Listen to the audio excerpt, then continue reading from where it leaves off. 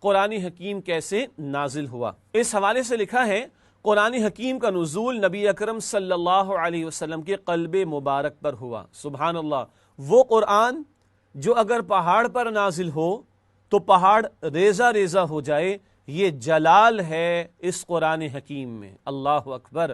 اور قلب مصطفیٰ صلی اللہ علیہ وآلہ وسلم کو اللہ نے قرآن جیسے پر وقار اور پر جلال کلام کے نزول کے لیے منتخب فرمایا۔ چنانچہ قرآن حکیم میں ذکر ہے، سورۃ البقرہ کی آیت نمبر 97 ہے، 97، ارشاد ہوا قل من کان عدوا لجبریل فإنہ نزلہ علی قلبک۔ سورۃ البقرہ آیت نمبر 97 ہے، اے نبی صلی اللہ علیہ وسلم کہہ دیجئے کہ جو کوئی دشمن ہوا حضرت جبرائیل علیہ السلام کا تو وہ سن لے کہ انہوں نے تو اس قرآن کو نازل کیا ہے آپ کے قلب مبارک پر اللہ کے حکم سے۔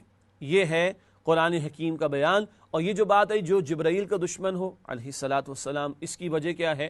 یہود نے معاذ اللہ الزام لگایا حسد میں آ کر کہ یہ جبرائیل نے غلطی کی، معاذ اللہ، کہ کلام تو جانا تھا بنی اسرائیل کی طرف، یہ جبرائیل لے گئے بنی اسماعیل بن محمد صلی اللہ علیہ وآلہ وسلم کی طرف۔ معاذ اللہ، یہ یہود اس قدر بدبخت قوم ہے کہ نبیوں کی بھی مخالفت کی اور فرشتوں کی بھی مخالفت کی، معاذ اللہ۔ تو اس کا جواب اللہ تعالیٰ عطا فرما رہے کہ جو کوئی دشمن ہوا جبرائیل کا علیہ السلام تو وہ سن لے، جبرائیل نے اللہ کے حکم سے نبی کریم صلی اللہ علیہ وسلم کے قلب مبارک پر اس کو نازل کیا ہے۔ تو اے نبی، آپ کے قلب اطہر پر جبرائیل نے اللہ کے حکم سے نازل کیا۔ تو گویا وہ یہود جو مخالفت کر رہے تھے ان کو بتایا جا رہا ہے کہ تمہاری مخالفت پھر جبرائیل کے لیے نہیں بلکہ تمہاری مخالفت تو اللہ سبحانہ و تعالیٰ کے ساتھ ہو رہی ہے، معاذ اللہ۔